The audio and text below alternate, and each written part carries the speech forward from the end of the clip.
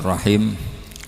Allahumma shalli wa sallim ala sayyidina Maulana Muhammadin wa ala alihi wa sahbihi asma'in nama ba'du. Yang sangat kula hormati ini wonten Habib Soleh bin Ali bin Hasan Al-Attas, Habib Ahmad sedanten para keluarga. Monggo sareng-sareng maos Fatihah khususipun kangge Habib Ali Syarifah Syifa sedanten keluarga. Al-Fatihah. A'udzubillahi minasyaitonir rajim. Bismillahirrahmanirrahim. Alhamdulillahirabbil alamin. Ar-Rahmanir Rahim Maliki Yaumiddin.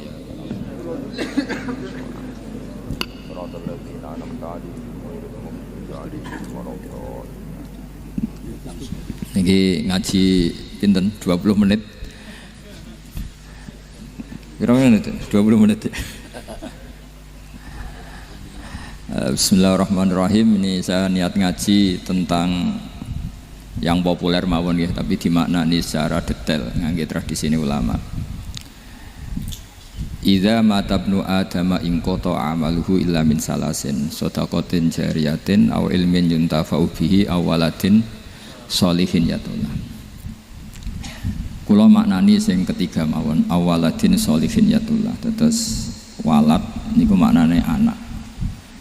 Anak niku saged anak nasab. Kados Habib Umar bin Isbat Habib Soleh bin Isbat Habib Ali namanya anak nasab. Lalu yang paling penting dari status anak niku soleh. Soleh niku status perilaku. Ya, dados soleh niku status ingkang soleh. Soleh niku maknane ingkang layak. Yat ulah nembe wonten sifat kedua ingkang dongano. Dados pertama nu sementing soleh. Dikata saat ini tiang mendoakan orang tuanya, tapi buatan enten status soleh, dari rapati mandi. Jadi ini yang perlu diperhatikan. Jadi status soleh itu kita dapatkan dulu, baru yadul. Sekarang do menculot, anaknya do rapati soleh, terus dunga saja ini rapati mandi. Nah ini Habib Ali bejo, anaknya dijinakno soleh, ya soleh tenan. Jadi ini pun nama merger nih. Jadi soleh kamil. Tapi ngeten nggih, kula pesan karena Habib Soleh mulai kecil sama saya, sama-sama ngaji di Mbah Mun. Orientasi terbaik saking sunnah nabawiyah gini ku keberlangsungan.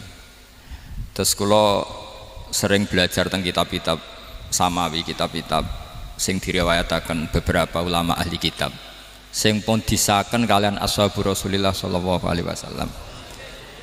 Niku riyen Nabi Ibrahim niku pertama dadi Khalilur Rahman, kekasih Allah Khalilur Rahman. Niku mergi piyambake nu tersiksa protes. Terus kadang tiang saya niku kudu protes. Tapi protes bukan kita demo. Protes itu tidak harus demo, protes. Ya Allah, dunia ini tidak fair. Engkau yang Tuhan, Engkau zat yang begitu penting, Engkau zat yang menciptakan langit dan bumi, Engkau zat yang memberi rizki, yang bikin air, bikin oksigen, semua kebutuhan manusia, kemudian mereka tidak kenal Engkau. Ini tidak fair.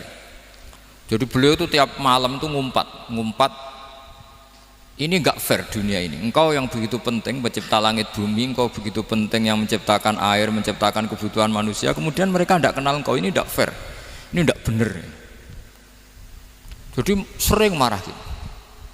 Karena sampean nggak bisa bayangkan kan, apapun hebatnya presiden atau menteri atau rektor atau kiai terus nang desa nggak dikenali statusnya, diundang lek apa yang dilek itu gak keren belas. Karena ya sama kan, misalnya Habib Soleh Al-Attas muridnya Said Umar bin Mbah Mun terus nang desa diundang pening dilek itu kan gak keren belas. Awal dari keren tetap dikenal. Nah kemudian orang itu tidak kenal Allah. Makanya terus beliau sujud berkali-kali, ya Allah, sama siapa munajatnya beliau? Innahu la yahzununi alla ara ahadan fil ardi ya'buduka ghairi.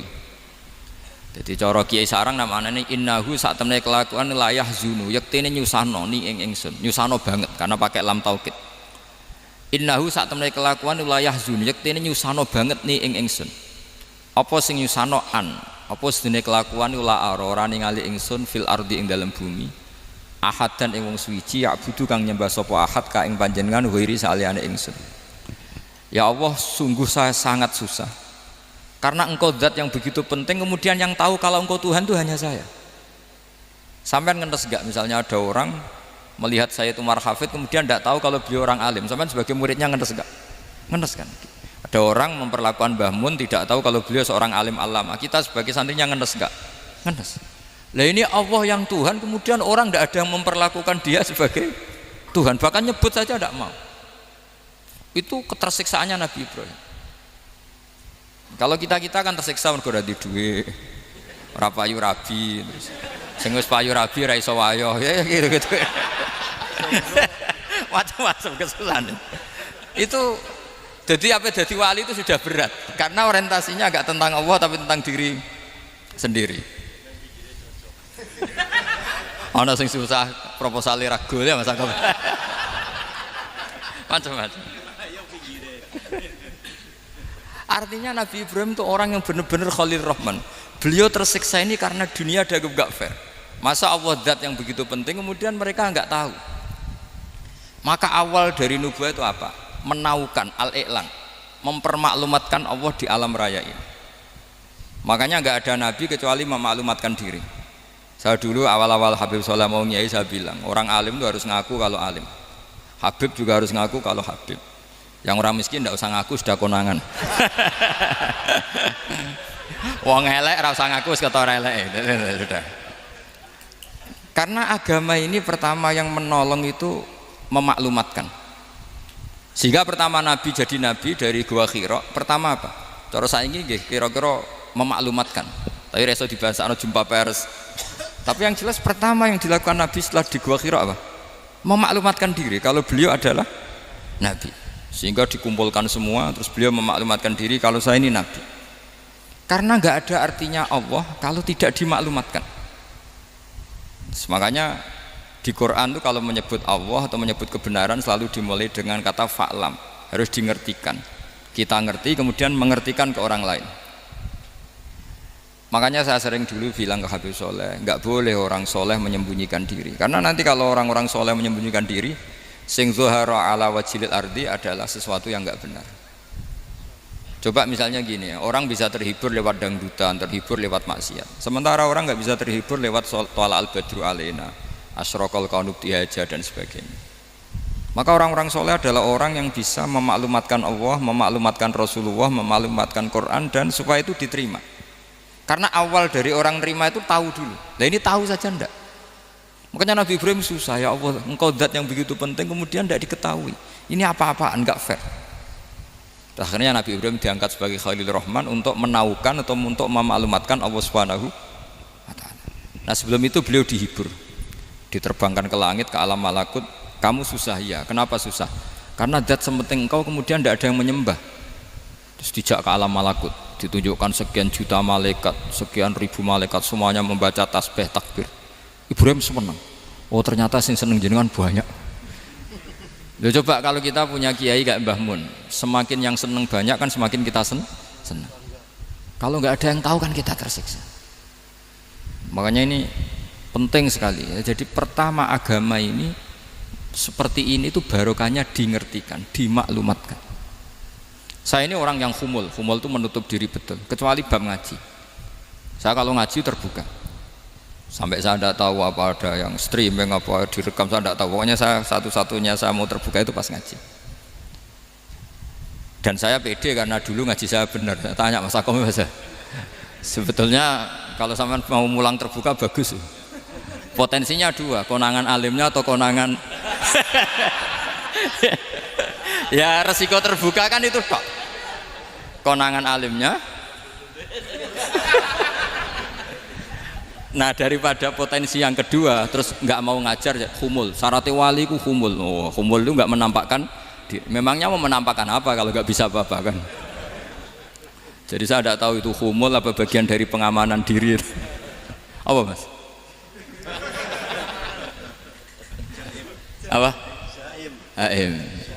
Jaga iman.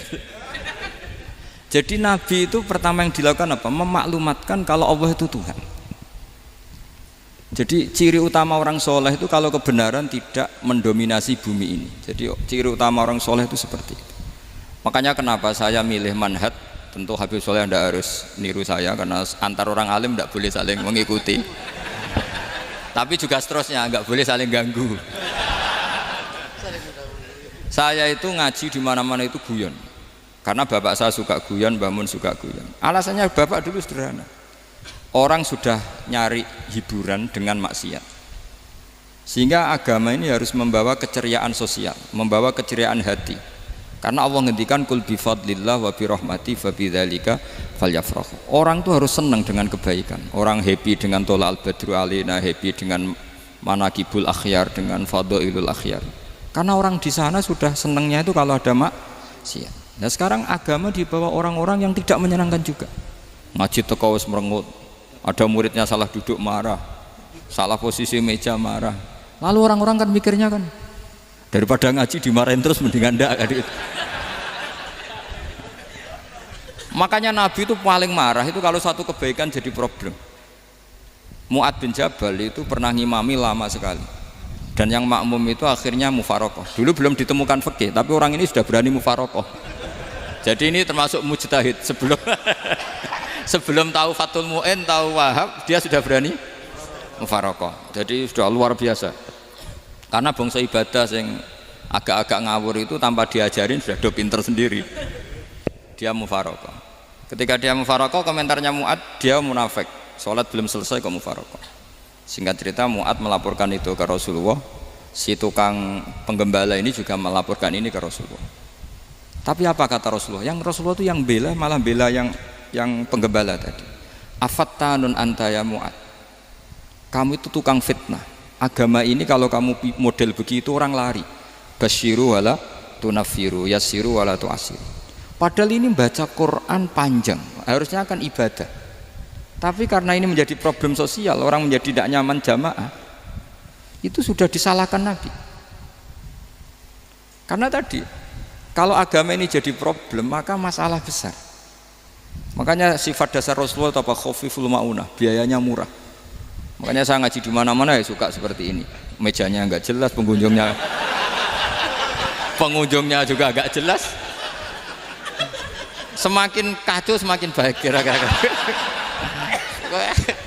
Ini pengunjungnya juga seperti ini kan.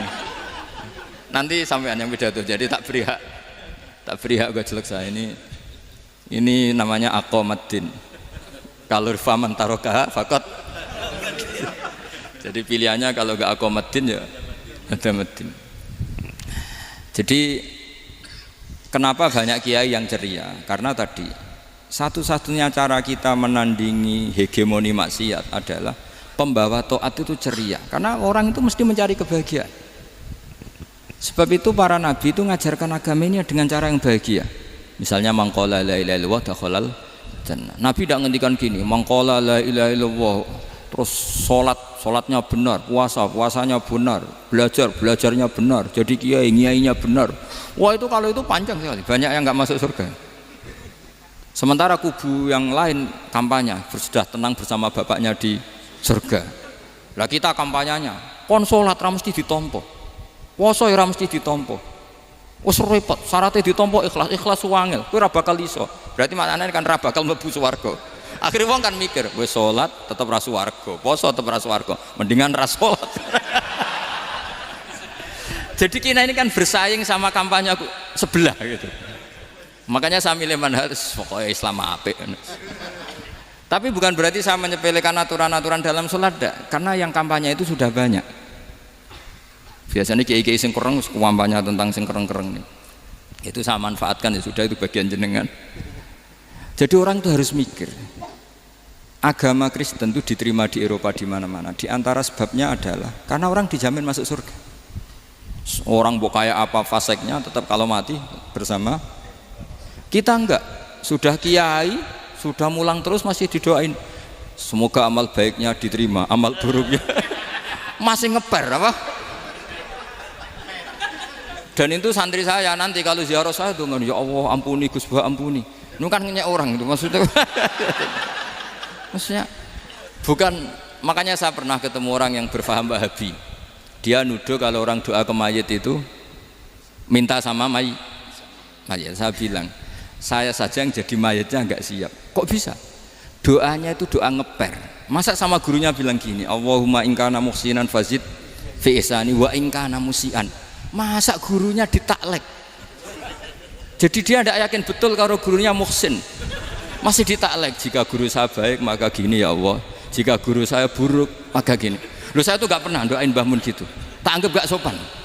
Jadi kalau saya berdoa, ya Allah jenengan izzihi apa ya, jenengan balas lah, izzihi anna anil muslimina khairan katsira wa antal ghafurur rahim wa anta gitu. Saya enggak tega muni wa ingkana musian. Jadi kayak ada sopan ya. Loh kalau aku yang mati sabi lagi. Tak balik malah ingkana musian. Malah ada terusannya bahwa kadalik. Jadi makanya mereka kan sering pakai dalil. Andai kan tradisi itu benar, maka yang paling pertama melakukan itu sahabat. Selalu mereka berargumentasi kalau itu tradisi yang benar, maka pertama yang melakukan itu sahabat. Ya gak mungkin sahabat masa bilang ke Nabi ingkana. Bisa kafir berat kan? Masa kesolehannya? Loh, andai kan Abdul Qadir wafat di mana ini ngomong ini? Beduk. Saya tidak akan berdoa seperti itu. Oh bisa marah Abdul Qadir Jailani. Masa kesalahan beliau di ingkana musinan sama ingkana musian. Jadi orang tuh harus mikir. Jadi saya dengan bukan berarti Gus Bak bid'ah menciptakan doa baru. Ini bukan urusan menciptakan. Orang yang punya sopan spontan seperti itu. Ini bukan urusan modifikasi doa Anda. Makanya kenapa para nabi itu tidak disolati dengan cara seperti itu, langsung assalamualaikum ya Rasulullah, assalamualaikum ya Abu Bakrin, assalamualaikum ya Umar. Enggak mungkin kita mengatakan ya Abu Bakrin, ya Allah ingkana. Masa Abu Bakar di ingkana? Kalau dia bukan kalau beliau ashabu Rasulillah, pasti orang Sayyid itu dzurriyyatu Rasulillah, pasti al-tahirin al-mutahharin. Guru-guru kita ini guru-guru kita. Jadi tolong doa itu. Nah, kalau terpaksa doa wa in kana musian, anggap saja hafalnya hanya itu, tapi jangan dijiwai, apa? Jangan apa? Dijiwai. Kalau ditanya, "Lho Gus, ini orang soleh kok doanya wa in kana musian?" Itu kan guru jenengan, apalku ikut tok. Tapi ora usah dimaknani, apa? Karena sekali dimaknani nanti kan. Jadi ini urusan etika, urusan rasa. Saya teruskan ya, karena jadi saya mohon sekali, apa-apa itu ada aturannya. Ada aturannya. Ya tentu kita ikut masal saja. Semua selain Nabi, selain para wali kita nggak apa-apa doa wa ingkana musinan, ingkana musian. Tapi di hati kita sebetulnya ketika mengatakan ingkana musian itu coro Jawa hanya rapalan. Rapalan itu ya sudah ngomong saja, tapi nggak usah apa?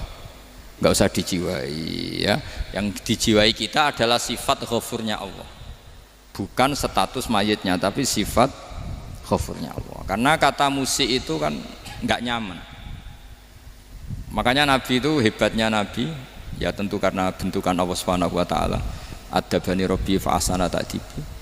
Itu kalau nyifati tentang keburukan orang mukmin itu diikutkan sifat ghafurnya Allah. Jadi misalnya gini, kalimatnya liyukaffirallahu anhum aswa alladzi amilu. Atau sebagian ayat misalnya wa yukaffiru anhum sayiatihim. Jadi sebetulnya kalau terpaksa mengatakan orang itu buruk, itu sebenarnya dari Allah dulu kita mengatakan Allah itu zat saking baiknya itu mengampuni salahnya seseorang. Jadi nyifati Allah dulu, Allah saking baiknya itu mengampuni salahnya orang-orang baik, karena orang-orang baik juga manusia, Ustadz juga. Tapi lebih ke nyifati ke Allahnya. Kalau kita kan enggak, lebih tertarik nyifati mayitnya. Sehingga kita di hati itu mayit kira tak jalono sepuro tuntas kayak gitu. Jadi kalau di Quran tidak seperti itu. Jadi kita lebih mensifati Allah itu Ghafur, Afuwun Karim. Makanya seperti doa-doa kita kalau Ramadan begini, Allahumma innaka afuwun karim tuhibbul afwa, baru bakas fa'fu anna. Jadi ada aturannya. Meskipun ilmu ini agak jelimet, tapi bagi ahlinya ini ma'ruf. Kalau sampean nggak paham berarti nggak ahlinya. Jadi ilmu ini agak jelimet, tapi ma'ruf. Nah, sehingga Rasulullah kalau kita meyakini syafaatu Rasulullah SAW, itu cara berpikir harus kita balik. Misalnya begini, wong Islam nakale ngono, penggaweane maksiat kok disafaati Kanjeng Nabi kurang penggawean. Caranya berpikir jangan gitu. Kalau gitu kayak mari mangkal wong nakale ngono kok untuk syafaate Kanjeng. Tapi cara berpikir gini, syafaatu Rasulillah itu wasi'ah, luas sekali. Syafaatu Rasulillah ghairu munhasirah, tidak terbatas. Syafaatu Rasulillah itu lebih sakti ketimbang dosanya umatnya. Semua ulama dulu kalau nyifati Allah juga gitu. Allahumma misalnya, maghfiratuka awsa'u min dzunubina. Ya, yang misalnya yang pakai mutakalim ya Allahumma maghfiratuka awsa'u min dzunubi wa rahmatuka arja inti min amali. Jadi jangan kitanya dulu. Kalau kitanya dulu kan nyifati kita dosa banyak. Itu sama ndak usah ngaku, sudah tahu semua. Tapi nyifati pertamanya apa? Allahumma maghfiratuka awsa'u min dzunubi wa rahmatuka arja inti min amali. Sehingga dari nyifati maghfiratullah yang wasi'ah, yang tidak terbatas, kemudian kita sah mengatakan bahwa ahlul maksiat pun mungkin atau berhak dapat ampunan. Sama, syafaatu Rasulillah itu ghairu munhasirah, syafaatu Rasulillah itu wasi'ah, sehingga sahlah riwayat syafaati li ahlil kabair min ummah. Itu bukan menyangkut melegalkan kabirah, bukan menyangkut mengesahkan orang Islam dosa besar, karena nanti dapat syafaatnya Rasul. Cara berpikir jangan gitu. Nanti kamu mentasjek, memberanikan orang melakukan maksiat berdasar iktimat syafaati Rasulillah. Itu jangan gitu cara berpikir, dibalik apa? Syafaatu Rasulullah awsa'u wa awsa'u. Sangat luas. Sehingga saking luasnya sampai yang tukang maksiat saja kebagian. Sama, rahmatnya Allah Ta'ala itu wasi'ah, rizkinya Allah ya wasi', sampai wong nganggur ya iso mangan. Nah begitu juga rahmati Allah Ta'ala itu wasi'ah, sampai wong sing sumpek utange akeh ya iso guyu.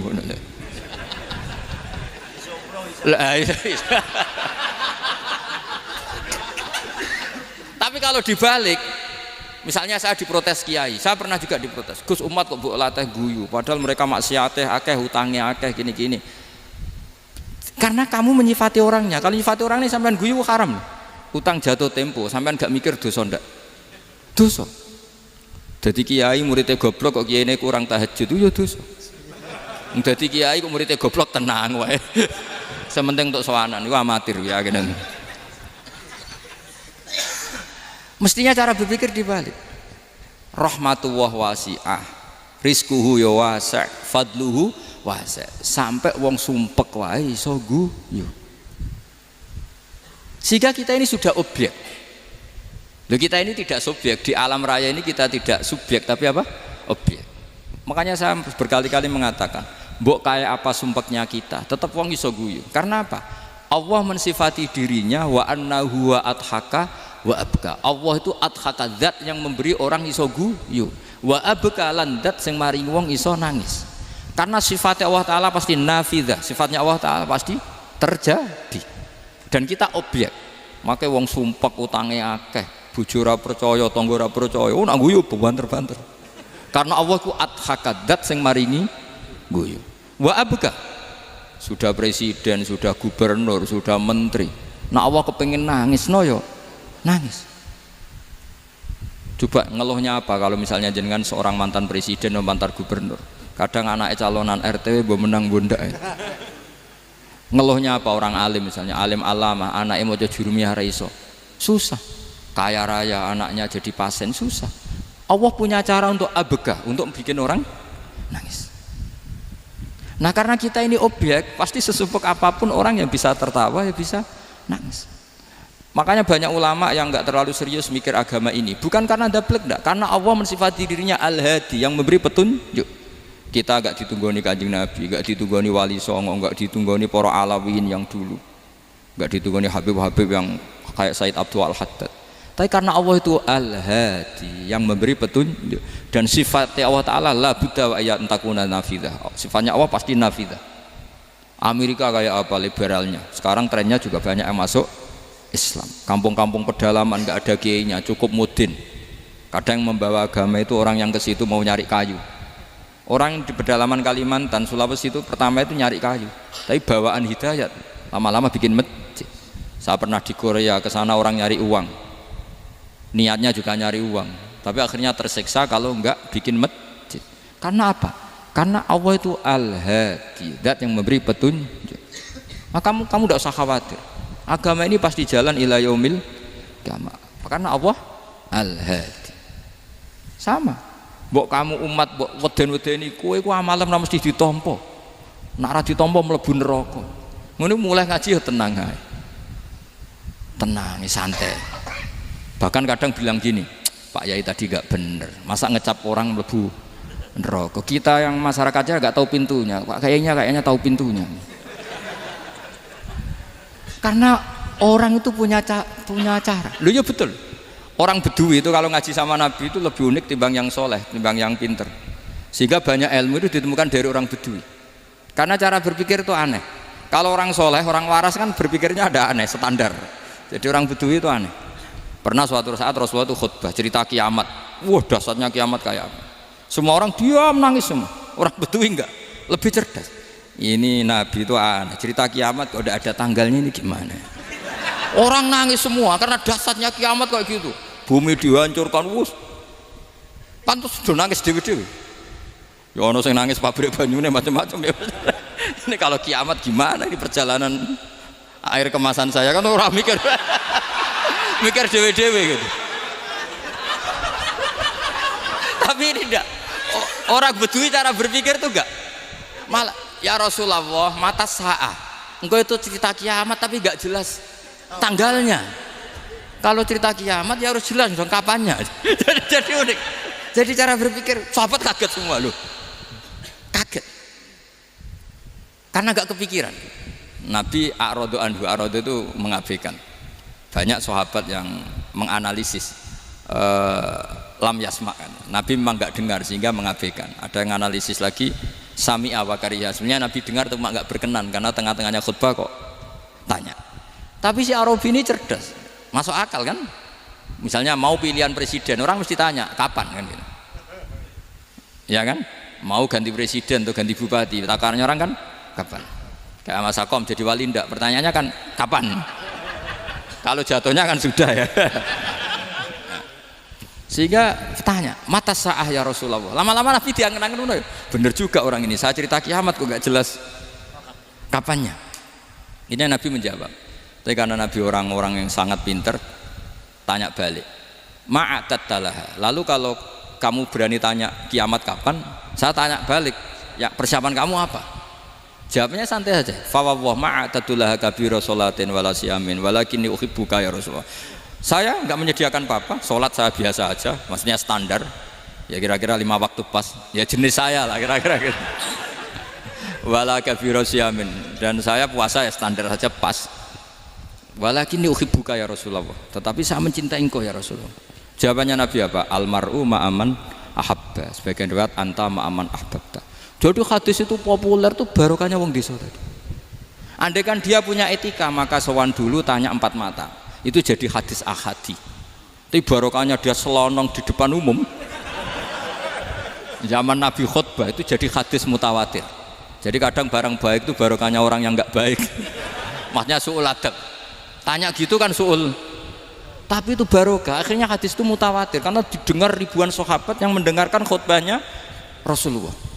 Tapi kalau hadis itu satu-satu kan khossoni bidzalika Rasulullah, khossoni bidzalika Rasulullah, itu nanti jadi hadis ahadi yang kualitasnya jauh di bawah hadis mutawatir. Jadi barokahnya orang su'ul adab itu ya ada karena Allah yang mendesain ini. Akhirnya kata sahabat, kata Anas bin Malik, mereka itu mangkelnya bukan main sama Arabi tadi karena tanya nggak sopan sama Rasulullah. Tapi setelah Nabi jawab almar'u ma'aman ahabba fama farihu bisyai'in farahahum bidzalika badal. Mereka tidak pernah senang dengan hadisnya Nabi sesenang riwayat almar'u ma'aman ahabba. Barokahnya Arabi Bedui. Makanya saya sebagai kiai ini Bedui saya tak pertahankan ila yaumil qiyamah. Karena umat ini pernah terbarokahi oleh orang apa? Bedui. Barokah su'ul adab tadi. Jadi mohon ini supaya majelis ini kan majlisul iltorti Rasulullah, coba terlatihlah mengatakan Allah itu subjek, Allah itu al-fa'ilul mukhtar, Allah itu al-fa'ilul mukhtar, Allah itu yang menentukan alam ini. Dan Allah mensifati dirinya wa annahu huwa adhaka wa abka. Allah itu zat yang memberi orang itu bisa tertawa. Dan Allah juga yang memberikan orang itu bisa menangis. Mbok kayak apa kamu neror umat, amal nggak mesti diterima gini-gini. Ternyata neng majelis nangis ya, mulai guyu. Kadang guyu-guyune ngenyek tenane. Daripada apa ya agak-agak merodok orang yang dohirnya beda dengan batinnya, nggak perlu distatuskan seperti itu. Ya sudah biasa saja. Jadi, nah, fi muqaddimihim, imam besar dalam manhaj ini namanya Abul Hasan apa? Asyadzili. Abul Hasan Asyadzili itu kalau ada orang tanya gini, Beb saya ini susah, sholat saya tidak mesti diterima Allah gini-gini, marah. Nggak usah. Kafa bika jazaan an radiyaka laka ahlan. Sudah kamu ditakdir pernah sujud itu sudah keren. Saya itu andaikan dapat kabar dari malaikat bahwa sholat kamu tidak diterima, saya tidak susah. Bukan karena sombong. Pernah ditakdir sholat sujud ning Allah itu keren. Kayak apa malunya kita ketemu Allah kemudian kita di bumi tidak pernah sujud. Makanya cara Abul Hasan Asyadzili kowe ora usah mikir salatem ditampa ora usah mbok mikir. Kowe ditakdir tahu sujud itu hebat. Kafa bika jazaan an radiyaka laka ahlan. Cukup kamu mendapat balasan dari Allah, kamu pernah ditakdir sujud. Gak perlu ngaji alim alama, gowo sawi ngalor ngidul jalalain keren. Paling gak malaikat pernah melihat kamu, wah gowo tak kitab kuwedi. Gak penting pahammu gak penting. Karena isra bakat paham Mas. Jadi Abul Hasan Asyadzili adalah orang yang dan itu Al-Hasani ya, dan itu Al-Hasani. Makanya macam-macam kita yang Al-Husaini sudah kita punya Faqih Muqaddam, punya banyak lah. Di Al-Hasani yang paling populer diantaranya adalah Abul Hasan Asyadzili. Beliau tuh kalau ngendikan sesuatu itu positif terus. Termasuk itu ketika ada orang resah sholat saya diterima ndak, kata beliau wes kowe sing sempurna ditakdir tahu sujud. Saya itu sebetulnya kadang-kadang miris, wes sholatku tompo ta ora, tapi saya sangat sadili. Sangat sadil. Saya nggak pernah berdoa ya Allah ibadah kami jenengan terima ndak, karena takut kalau doa gitu keterusan itu terus ditompo ora ya. Akhirnya keterusan gitu. Akhirnya ngenes. Masa orang pernah sujud ngenes? Lama-lama gini setan masuk, apa artinya saya sujud ternyata nggak diterima. Lu wong kawula kok iskal tentang pernah sujud. Itu kan ibarat gini, kamu ngasih uang sama orang tua kamu, misalnya Habib Soleh ngasih uang Habib Ali, terus apa artinya tak kasih kemudian beliau tidak terima kasih, itu kan lucu. Terima kasih tidak terima kasih seorang anak ngasih orang tua itu keren. Makanya saya bangga dengan Habib Soleh ketika beliau mengumrohkan Habib Ali, sudah mendaftarkan haji Habib Ali. Nggak usah mikir diterima apa enggak, wes keren, itu sudah perilaku yang keren, yang hebat. Makanya saya sering ada orang mau cerai tanya saya, Gus saya ini cerai gak, istri saya kurang ajar gini. Gak usah. Tapi bojo kula judes. Uang di bojo iku wis keren. Paling gak kowe ra darani jomblo.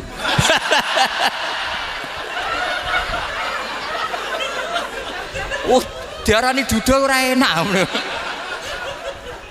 Wis luwe sabar ndi diarani duda mek diarani bojo judes.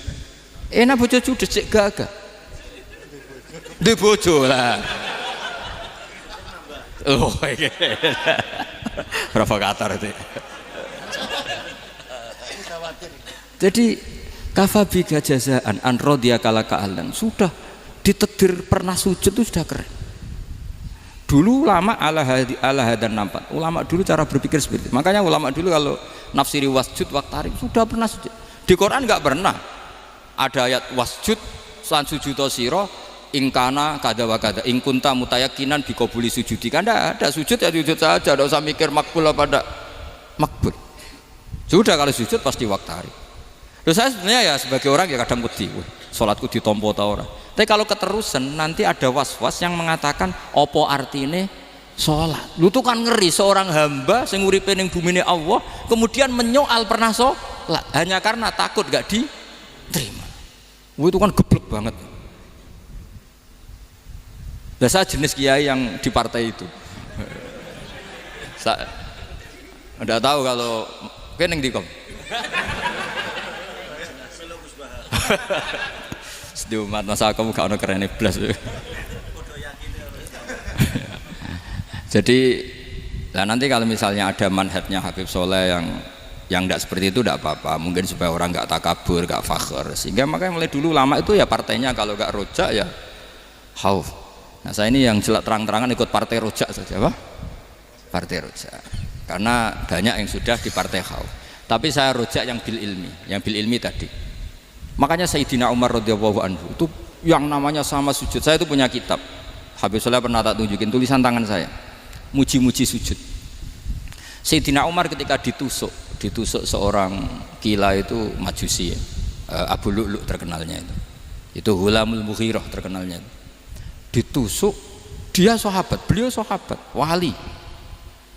Jadi nusuk Umar tuh kayak apa? Nusuk Mas Akom aja dosa besar, apalagi nusuk Umar. Itu ketika ditusuk, dia itu ya punya dendam. Namanya manusia itu punya dendam.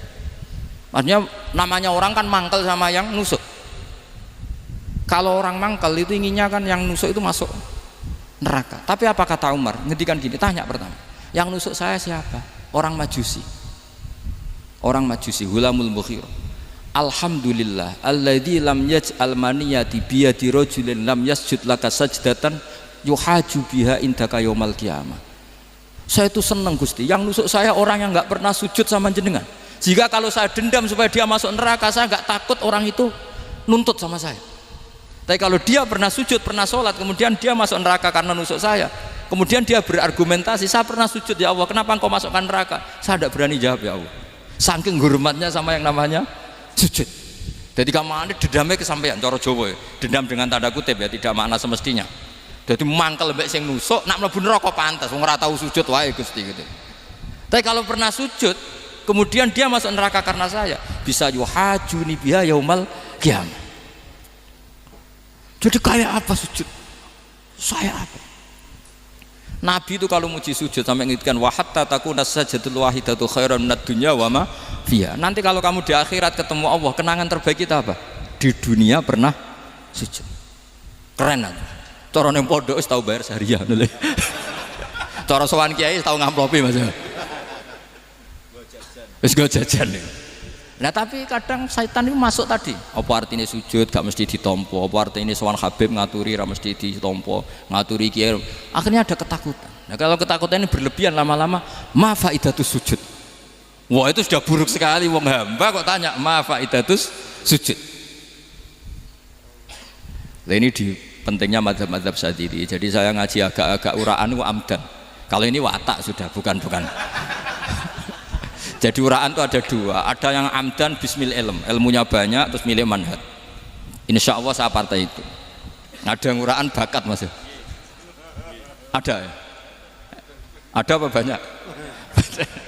Nah sebetulnya khauf juga gitu Bim. Ada khauf itu karena ilm. Ada Habib alim alama atau kiai alim alama, dia tahu masyarakat kalau ngikuti Gus Bak nanti jadi fakhr, kurang tawaduk, terus dia milih partai khauf. Lah yang buruk itu ada kiai yang milih khauf pancen dari awal sati cilik ya. Jenisnya wis sati. Jadi sebenarnya dia tidak cukup ilmunya nerangkan khauf, cuma jenisnya wis sati cilik. Wong ning omah lawang dikunci ono gludak-gludak, ono hantu putih. Jadi ya sama, yang bawa rojak bisa bawaan dablek, yang bawa khauf bisa saja bawaan ati cilik. Nah kita ingin yang bawa rojak ya bismil ilm, yang bawa khauf juga bismil ilm.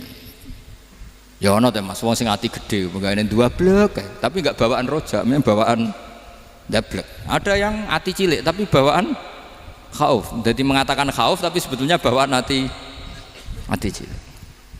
Nah kita inginnya ndak, kalau rojak ya bismillah kayak Abdul Hasan Asyadzili, kalau yang kampanye khauf kayak Sayyid Abdul Haddad bawaan apa? Ilm. Sehingga kita ini kul inni ala bayyinatin mir rabbi, semua itu berdasar ilmu sing jelas welo-welo. Makanya semua nabi memaklumatkan apa? Kul inni ala bayyinatin mir rabbi. Jadi semua ilmu syaratnya apa? Bayyinah. Bayyinah itu kebenaran ilmiah sing jelas welo-welo.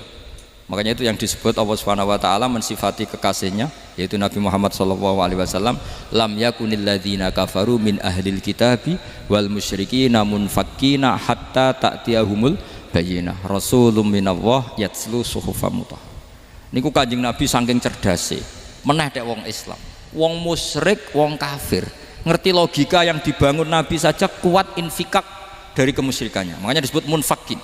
Orang-orang musyrik, orang-orang kafir tidak munfakin, tidak tercerabut dari akar akidahnya hatta ta'tiyahumul bayyinah. Itu siapa? Rasulun minallah yatslu suhufam mutahhar. Masyhur itu debatnya Nabi dengan orang-orang musyrik. Mereka bilang, ya Muhammad, Kita ini urusannya banyak, kasusnya banyak. Lalu Anda mengajarkan ke Tuhan satu. Masa urusan banyak cukup Tuhan satu? Itu enggak fair Muhammad. Aja'alal alihata ilaha wahida inna hadza la syai'un ujab. Urusan kita banyak, masyakil kita banyak, muskilah kita banyak. Kalau Tuhannya satu enggak cukup Muhammad. Nabi dengan santainya memberi penjelasan. Ya sudah gini saja. Kalau kamu jadi budak atau pembantu, majikan kamu banyak. Semuanya merintahkan kamu, semuanya bikin aturan untuk kamu. Kamu suka enggak? Ya enggak suka Muhammad. Kalau majikan kita banyak repot. Ya sudah, Tuhan kamu itu majikan kamu. Kalau banyak perintahnya beda-beda kamu pusing. Ya udah Mat, Tuhannya satu aja Mat. Karena Nabi bayin, orang itu bisa dibalik-balik pikirannya. Makanya disebut daraballahu mathalan rajulan fihi syuraka'u mutasyakisuna wa rajulan salamal lirajul hal yastawiyani masalah alhamdulillah. Jadi Nabi itu kalau adu argumentasi itu luar biasa. Jadi segampang itu Nabi memberi apa? Argumentasi. Karena beliau adalah al-hujjatul balighah. Itu mengampuni salahnya orang-orang baik. Karena orang-orang baik juga manusia, Ustadz juga. Tapi lebih ke nyifati ke Allahnya. Kalau kita kan enggak, lebih tertarik nyifati mayitnya. Sehingga kita di hati itu mayit iki ra tak jalono sepuro tuntas kayak gitu. Jadi kalau di Quran enggak seperti itu. Jadi kita lebih mensifati Allah itu Ghafur, Afuwun Karim. Makanya seperti doa-doa kita kalau Ramadan gini. Allahumma innaka afuwun karim tuhibbul afwa, baru bakas fa'fu anna. Jadi ada aturannya. Meskipun ilmu ini agak jelimet, tapi bagi ahlinya ini ma'ruf. Kalau sama nggak paham berarti nggak ahlinya. Jadi ilmu ini agak jelimet, tapi ma'ruf. Nah, sehingga Rasulullah kalau kita meyakini syafaatu Rasulullah SAW, itu cara berpikir harus kita balik. Misalnya begini, wong Islam nakale ngono, penggaweane maksiat kok disyafaati Kanjeng Nabi kurang penggawean. Caranya berpikir jangan gitu. Kalau gitu kayak mari mangkal, wong nakale ngono kok untuk syafaati Kanjeng. Tapi cara berpikir gini, syafaatu Rasulillah itu wasi'ah, luas sekali. Syafaatu Rasulillah ghairu munhasirah, tidak terbatas. Syafaatu Rasulillah itu lebih sakti ketimbang dosanya umatnya. Semua ulama dulu kalau nyifati Allah juga gitu. Allahumma misalnya, maghfiratuka awsa'u min dzunubina. Ya, yang misalnya yang pakai mutakalim ya Allahumma maghfiratuka awsa'u min dzunubi wa rahmatuka arja inti min amali. Jadi jangan kitanya dulu. Kalau kitanya dulu kan nyifati kita dosa banyak. Itu sama ndak usah ngaku, sudah tahu semua. Tapi nyifati pertamanya apa? Allahumma maghfiratuka awsa'u min dzunubi wa rahmatuka arja inti min amali.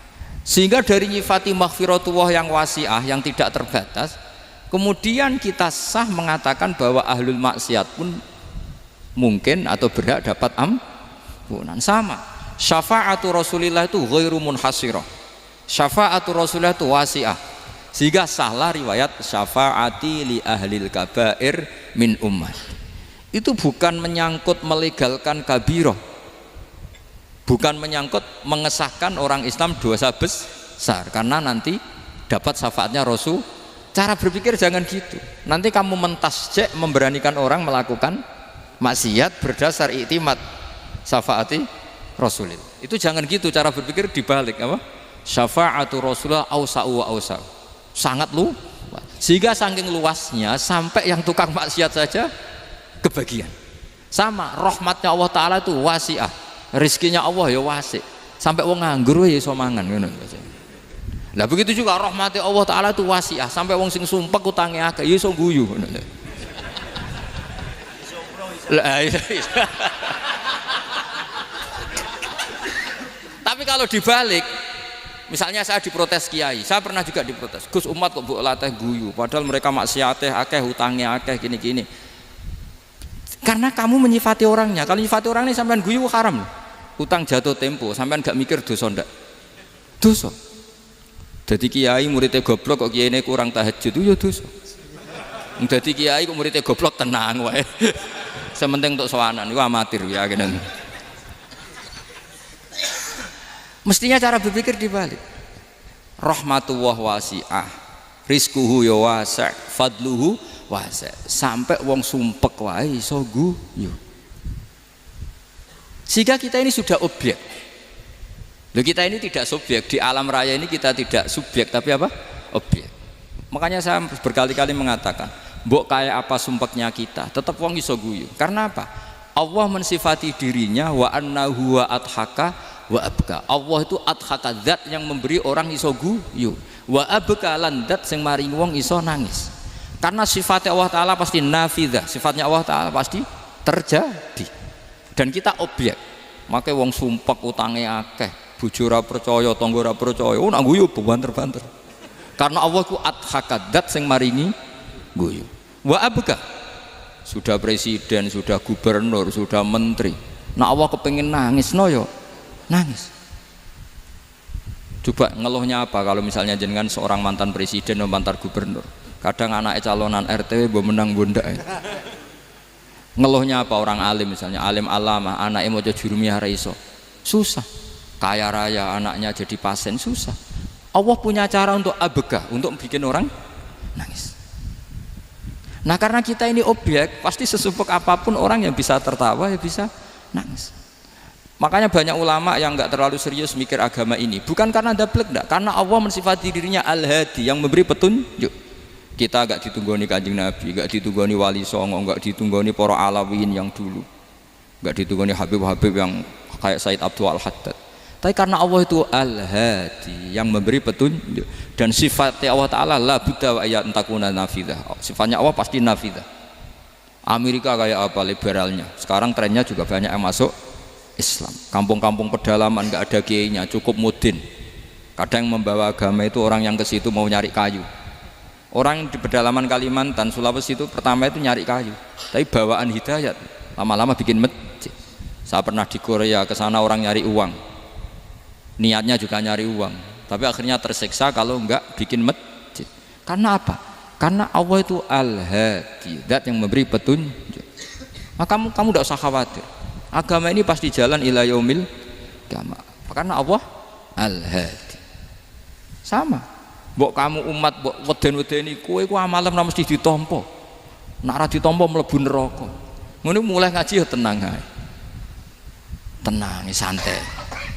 Bahkan kadang bilang gini, Pak Yai tadi gak bener, masa ngecap orang mlebu neraka. Kita yang masyarakatnya gak tahu pintunya, Pak kayaknya tahu pintunya. Karena orang itu punya cara. Lho ya betul. Orang Bedui itu kalau ngaji sama Nabi itu lebih unik timbang yang soleh, timbang yang pinter. Sehingga banyak ilmu itu ditemukan dari orang Bedui. Karena cara berpikir itu aneh. Kalau orang soleh, orang waras kan berpikirnya ada aneh, standar. Jadi orang Bedui itu aneh. Pernah suatu saat Rasulullah itu khutbah cerita kiamat. Wah dahsyatnya kiamat kayak apa? Semua orang diam nangis semua. Orang Bedui enggak, lebih cerdas. Ini Nabi itu aneh, cerita kiamat kok udah ada tanggalnya, ini gimana? Orang nangis semua karena dahsyatnya kiamat kayak gitu. Bumi dihancurkan, wus. Pantas sudah nangis dewi-dewi. Ya ono sing nangis pabrik banyune macam-macam ya. Ini kalau kiamat gimana ini perjalanan air kemasan saya kan orang mikir mikir dewi-dewi gitu. Tapi ini enggak. Orang Bedui cara berpikir tuh enggak. Malah ya Rasulullah mata sa'ah. Engkau itu cerita kiamat tapi enggak jelas tanggalnya. Kalau cerita kiamat ya harus jelas dong kapannya. Jadi unik. Jadi cara berpikir sahabat kaget semua loh. Kaget. Karena gak kepikiran. Nabi a'radu anhu, a'radu itu mengabaikan. Banyak sahabat yang menganalisis lam yasma'kan. Nabi memang gak dengar sehingga mengabaikan. Ada yang analisis lagi sami'a wa kariha. Sebenarnya Nabi dengar itu gak berkenan karena tengah-tengahnya khutbah kok tanya. Tapi si Arabi ini cerdas. Masuk akal kan? Misalnya mau pilihan presiden, orang mesti tanya kapan kan gitu. Ya kan? Mau ganti presiden atau ganti bupati, takarannya orang kan kapan? Kayak Mas Akom jadi wali ndak, pertanyaannya kan kapan? Kalau jatuhnya kan sudah ya. Sehingga tanya, mata sa'ah ya Rasulullah. Lama-lama Nabi diangen-angen, bener juga orang ini, saya cerita kiamat kok gak jelas kapannya. Ini Nabi menjawab. Tapi karena Nabi orang-orang yang sangat pinter, tanya balik, ma'atat talaha. Lalu kalau kamu berani tanya kiamat kapan, saya tanya balik, ya persiapan kamu apa? Jawabnya santai aja. Fa wallah ma'atadullah kabira sholatin wala siyamin walakinni uhibbuka ya Rasulullah. Saya enggak menyediakan apa-apa, salat saya biasa aja, maksudnya standar. Ya kira-kira 5 waktu pas. Ya jenis saya lah kira-kira gitu. Wala kabira siyamin, dan saya puasa ya standar saja pas. Walakinni uhibbuka ya Rasulullah. Tetapi saya mencintai engkau ya Rasulullah. Jawabannya Nabi apa? Almar'u ma'aman ahabba. Sebagian riwayat anta ma'aman ahbabta. Jadi hadis itu populer tuh barokahnya wong desa tadi. Andai kan dia punya etika, maka sowan dulu tanya 4 mata. Itu jadi hadis ahadi. Tapi barokahnya dia selonong di depan umum. Zaman Nabi khutbah itu jadi hadis mutawatir. Jadi kadang barang baik itu barokahnya orang yang enggak baik. Maksudnya su'ul adab. Tanya gitu kan su'ul. Tapi itu barokah. Akhirnya hadis itu mutawatir karena didengar ribuan sahabat yang mendengarkan khutbahnya Rasulullah. Tapi kalau hadis itu satu-satu kan khossoni bidzalika Rasulullah, khossoni bidzalika Rasul, itu nanti jadi hadis ahadi yang kualitasnya jauh di bawah hadis mutawatir. Jadi barokahnya orang su'ul adab itu ya ada. Karena Allah yang mendesain ini. Akhirnya kata sahabat, kata Anas bin Malik, mereka itu mangkelnya bukan main sama Arabi tadi karena tanya nggak sopan sama Rasulullah. Tapi setelah Nabi jawab almar ma'aman ahabba fama farihu bisyai'in farahahum bidzalika badal. Mereka tidak pernah senang dengan hadisnya Nabi sesenang riwayat almar'u ma'aman ahabba. Barokahnya Arabi Bedui. Makanya saya sebagai kiai ini Bedui saya tak pertahankan ila yaumil qiyamah. Karena umat ini pernah terbarokahi oleh orang apa? Bedui. Barokah su'ul adab tadi.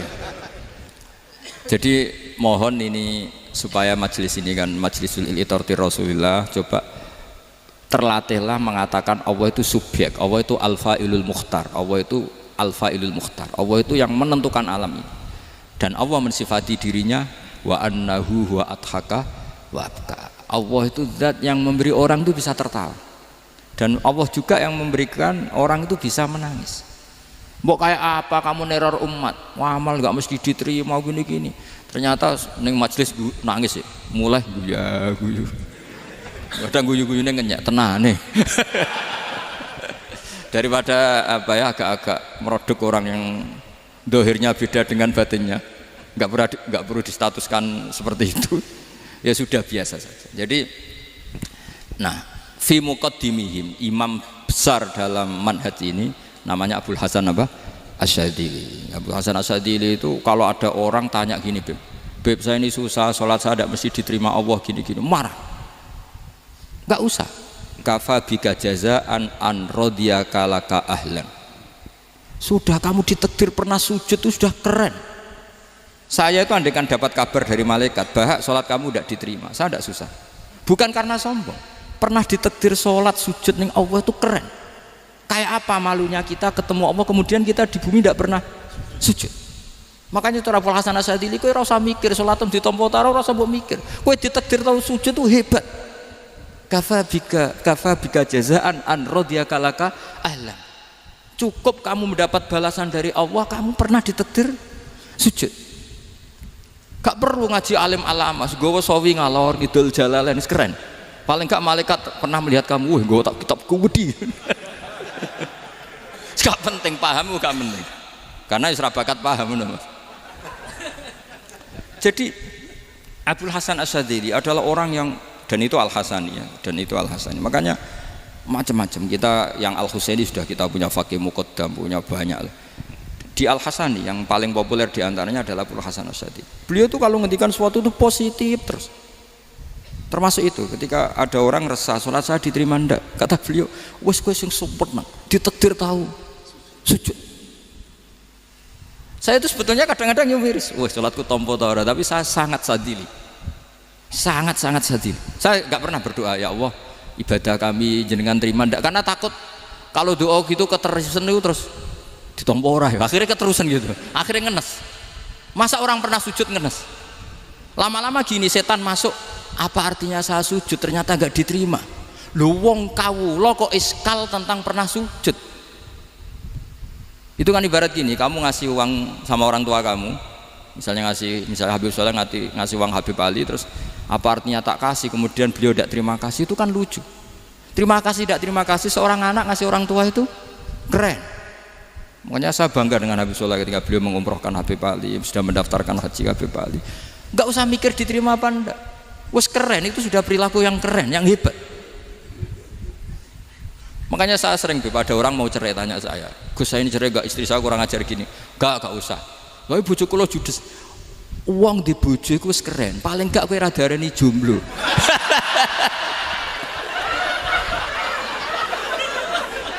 Oh, diarani duda ora enak. Wes luwe sabar ndi diarani duda mek diarani bojo judes. Enak bojo judes cek gagah. Di bojo lah. Oh, iki. Provokator itu. Jadi kafabiga jazaan an radhiya kalaka ahlan. Sudah ditakdir pernah sujud itu sudah keren. Dulu ulama ala hadan nampak. Ulama dulu cara berpikir seperti itu. Makanya ulama dulu kalau nafsiri wasjud waqtarib sudah pernah sujud. Di Quran enggak pernah ada ayat wasjud san sujudo siro ingkana kada wa kada ingkunta mutayakinan bikobuli sujudi. Kan ada sujud ya sujud saja, tidak usah mikir makbul apa tidak makbul. Sudah kalau sujud pasti waqtarib. Terus saya sebenarnya ya sebagai orang ya kadang wedi, sholatku ditompo ta ora. Tapi kalau keterusan nanti ada was-was yang mengatakan opo artine sholat. Lu tuh kan ngeri seorang hamba sing uripe ning bumine Allah kemudian menyoal pernah sholat hanya karena takut gak diterima. Itu kan geblek banget. Nah, saya jenis kiai yang di partai itu. Saya enggak tahu kalau keneng dikom. Di umat masa kamu gak ada keren iblis. Jadi lah nanti kalau misalnya ada manhajnya Habib Soleh yang tidak seperti itu tidak apa-apa, mungkin supaya orang nggak takabur, nggak fakhr, sehingga makanya mulai dulu lama itu ya partainya kalau nggak rojak ya khauf. Nah saya ini yang jelas terang-terangan ikut partai rojak saja, apa? Partai rojak, karena banyak yang sudah di partai khauf. Tapi saya rojak yang bil ilmi tadi. Makanya Sayyidina Umar radhiyallahu anhu itu yang namanya sama sujud. Saya itu punya kitab. Habib Soleh pernah tak tunjukin tulisan tangan saya. Muji-muji sujud. Sayyidina Umar ketika ditusuk seorang gila itu Majusi ya. Abu Lu'lu' terkenalnya itu. Itu Hulamul Mughirah terkenalnya itu. Ditusuk, dia sahabat, beliau sahabat, wali. Jadi nusuk Umar tuh kayak apa? Nusuk Mas Akom aja dosa besar apalagi nusuk Umar. Itu ketika ditusuk, dia itu ya punya dendam, namanya manusia itu punya dendam. Maksudnya namanya orang kan mangkel sama yang nusuk. Kalau orang mangkel itu inginnya kan yang nusuk itu masuk neraka. Tapi apa kata Umar? Ngendikan gini, tanya pertama, yang nusuk saya siapa? Orang Majusi. Orang Majusi, Hulamul Mughirah. Alhamdulillah alladzi lam yaj'al maniyati biyadi rajulin lam yasjud laka sajdatan yuhaju biha indaka yaumal qiyamah. Saya itu senang Gusti, yang nusuk saya orang yang nggak pernah sujud sama jenengan. Jika kalau saya dendam supaya dia masuk neraka, saya nggak takut orang itu nuntut sama saya. Tapi kalau dia pernah sujud, pernah sholat, kemudian dia masuk neraka karena nusuk saya, kemudian dia berargumentasi, saya pernah sujud ya Allah, kenapa engkau masukkan neraka? Saya tidak berani jawab ya Allah. Saking hormatnya sama yang namanya sujud. Jadi kamane dendamnya kesampaian cara Jawa ya. Dendam dengan tanda kutip ya, tidak makna semestinya. Jadi mangkel mbek sing nusuk nak mlebu neraka pantas wong ora tau sujud wae Gusti gitu. Tapi kalau pernah sujud kemudian dia masuk neraka karena saya, bisa yuhajuni biha yaumal qiyamah. Jadi kayak apa sujud? Saya apa? Nabi itu kalau muji sujud sampai ngingatkan wa hatta takuna sajdatul wahidatu khairan minad dunya wa ma fiha. Nanti kalau kamu di akhirat ketemu Allah, kenangan terbaik kita apa? Di dunia pernah sujud.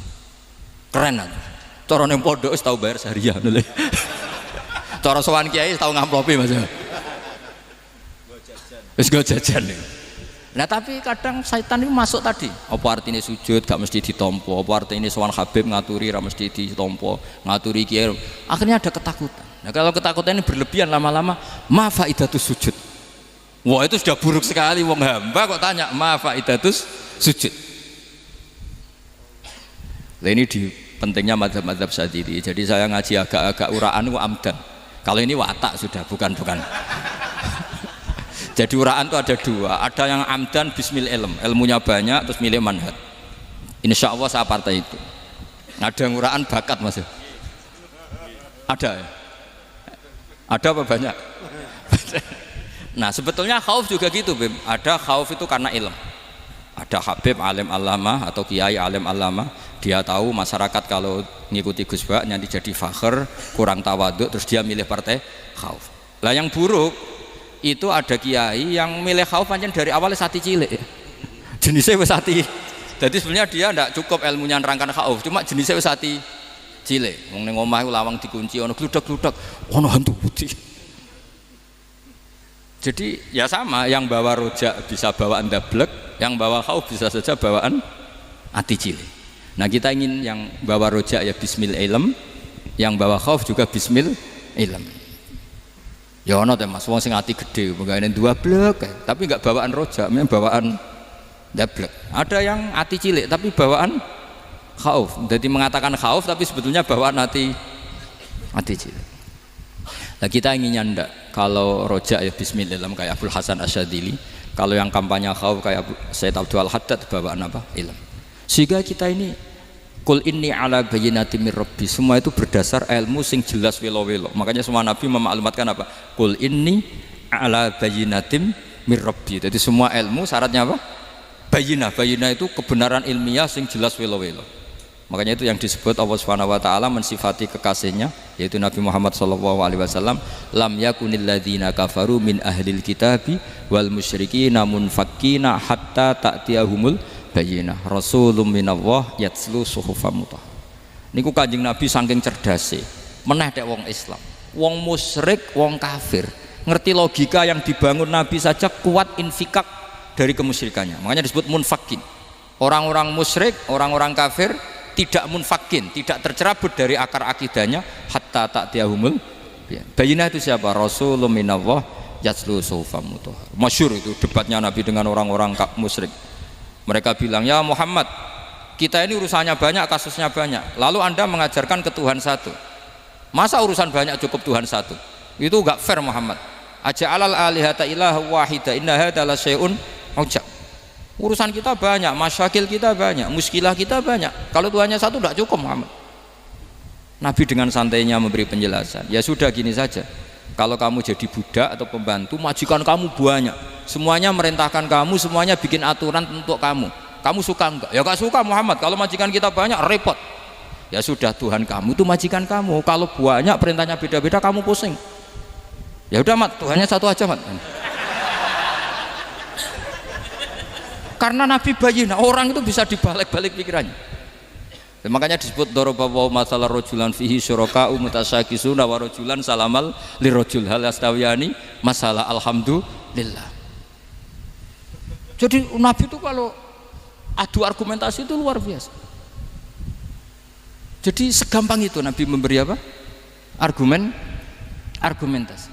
Karena beliau adalah al-hujjatul balighah. Jadi Nabi itu enggak pernah kalah.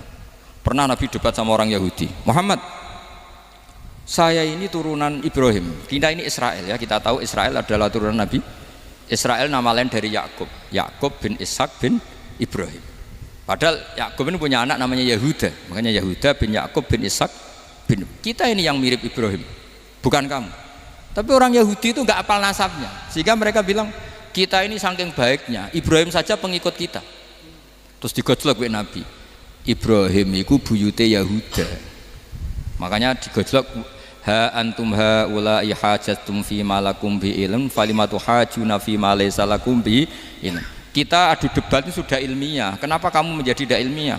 Kenapa Muhammad? Terus Allah menurunkan wa ma unzilatit taurat wal injilu illa min ba'di afala ta'qilun. Artinya gini, kalau Ibrahim dikatakan Ibrahim Yahudiyah, itu sama dengan saya berkali-kali podo karo sampean misalnya ngendikan Mbah Zubair itu pengagumnya Gus Roji misalnya. Padahal Gus Roji bin Ubab bin Maimun bin Zubair, misalnya Gus Roji bin Kiai Haji Ubab bin Kiai Haji Maimun bin Kiai Haji Zubair. Nah Ibrahim itu kan Yahuda bin Yakub bin Ishak bin Ibrahim. Terus mereka bilang Ibrahim itu pengikut Yahudi. Itu kan kebalik. Kayak Habib Hasan itu pengagum Habib Soleh. Kan Habib Hasan rohnya Ini gimana ini sih mbahnya kok dianggap. Nah, sehingga orang Yahudi ketika Nabi berdebat beda dengan Nabi Muhammad SAW. Ketika ditanya, kenapa kamu yakin agama tauhid? Millata abi, karena ini agama nenek moyang saya. Millata abikum apa? Ibrahim. Jadi jelas. Akhirnya orang Yahudi ngerti. Ya kan sama dengan mengatakan tadi Pak Karno itu pengagum Puan Maharani. Kan aneh nggak kalimat itu? Mbah Hasyim Asy'ari itu pengagum Gus Dur. Gak lucu.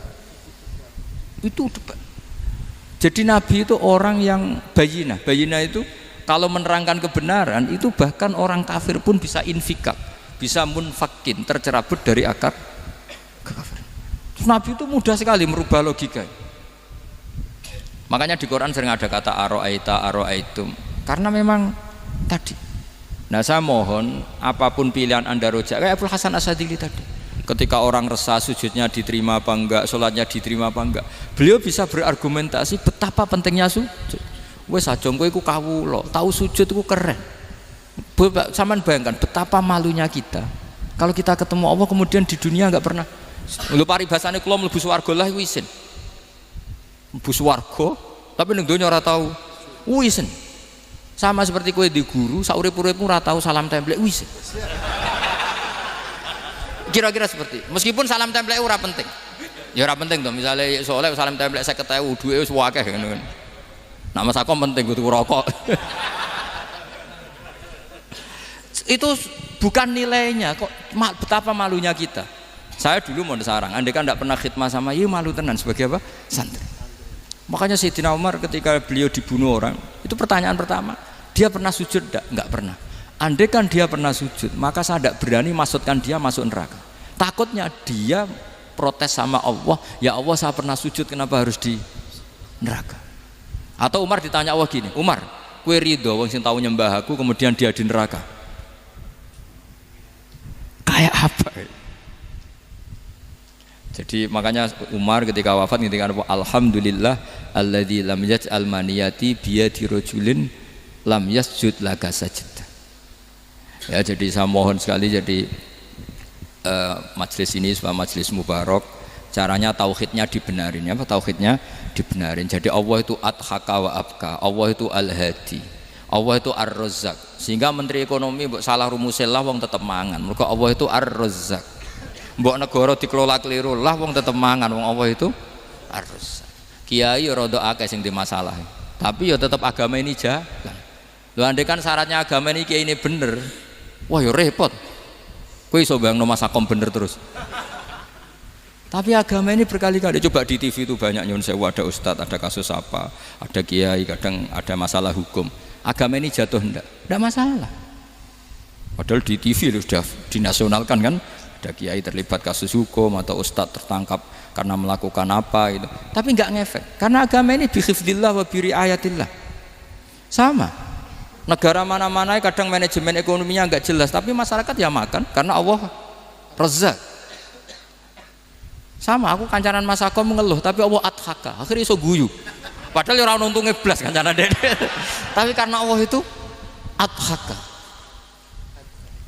Nah kita dengan istri yang kita cintai, dengan keluarga kadang yang nangis karena Allah itu zat yang bisa memberi abka wa annahu wa adhaka wa abka, terus wa annahu wa amata wa ahya. Kita tidak ingin mati, wah ya mati saja karena kita objek. Nah hidayah itu seperti itu. Allah al-hadi, apa? Allah itu kayak apa Korea, negara ateis. Nggak kebayang di sana ada ngaji Aqidatul Awam, Mabadi' Fikih. Sekarang banyak. Saya tuh kalau beli Aqidatul Awam kerdusan tak kirimkan ke Korea. Sebelum saya ke Korea, karena sebagian santri saya di Jogja. Di sana ada ngaji Aqidatul Awam, ngaji Takrib. Bahkan saya di sana dilagokno sakduna fid dunya. Kayak apa Allah kalau ingin bikin hidayah? Karena Allah itu al-hadi. Wong Indonesia digerakno seneng duit. Bareng gue seneng duit mau apa? Korea. Setelah di Korea tersiksa karena gak ada tempat sujud, akhirnya urunan. Segampang itu kalau Allah menghendaki. Itu gak dibenem MUI, gak dibenem, karena Allah al-hadi. Jadi saya mohon sekali tauhid ini dibenerin dulu. Allah tetap al-fa'ilul mukhtar, apa? Al-fa'ilul mukhtar, sehingga Allah mensifati dirinya adhaka wa. Mbok kamu bendung kayak apa, orang ngaji saya tetap guyu. Ora iso mbuli saya. Oh Gus Bak piye ngaji dijak guyu. Allah sing memberikan guyu kamu itu. Andai kan sesuai status kamu kowe ora ngarep iso guyu. Utang akeh, jatuh tempo, bojo ora percaya. Gede-gede ya kayak paham. Ya jadi ini tak isyatkan jenengan saya ini tadi bawa kitab Fathur Rahman di Thalibi Ayatul Quran mau tak kasihkan hadiah ke saya itu Marhafid sebagai penyempurna karena beliau sudah Al-Husaini, semoga ini dapat barokahnya Al-Hasani. Ini dikarang oleh zurianya Abdus Salam bin Masis. Abdus Salam bin Masis adalah guru dari Abul Hasan apa? Asyadili. Jadi kita tahu Sahibul Hikam Ibnu Athaillah As-Sakandari muridnya Abul Abbas Al-Mursi. Beliau muridnya Abul Hasan Asyadili. Beliau muridnya Abdus Salam bin Masis. Yaitu alami zada ini min dzurriyyati Abdus Salam bin Masis. Jadi ini Al-Hasani. Jadi ini sudah klub karena mulai dulu ya tradisinya gitu. Banyak sabaib ngaji barojak, bafadol. Nanti yang bafadol barojak yang ngaji Habib lagi. Seperti sanadnya Soleh di Sarang. Ya Soleh ngaji Mbah Mun. Tapi Mbah Mun ngaji Sayyid Alawi, Sadat ya. Ngaji Sayyid Zaini Dahlan. Nanti setelah Sayyid Zaini Dahlan ngaji Ajam lagi Usman Adim Yati. Jadi ya biasa mulai dulu silsilah ya seperti itu. Jadi seperti dulu Ibnu Abbas termasuk Qorobatul Rasulillah. Jadi dulu Qorobatul Rasulillah itu Bani Hasyim sama Bani Muttalib. Tapi kalau sekarang ya tentu para sadat, para habaib. Dulu biasa Ibnu Abbas ngaji ke Zaid bin Sabit. Itu Ibnu Abbas yang mencium tangannya Zaid bin Sabit. Tapi Zaid bin Sabit juga mencium tangannya Ibnu Abbas karena Qorobatul Rasulillah Shallallahu Alaihi Wasallam. Jadi saya mohon semuanya itu insaf bil ilm, ya, insaf bil ilm. Kayak tadi munfakina hatta ta'tiyahumul bayin. Jadi bayina itu orang yang kalau menerangkan itu memberi penjelasan sing jelas welo-welo. Itu siapa? Rasulun minallah yatslu suhufam mutahharam. Al-Fatihah.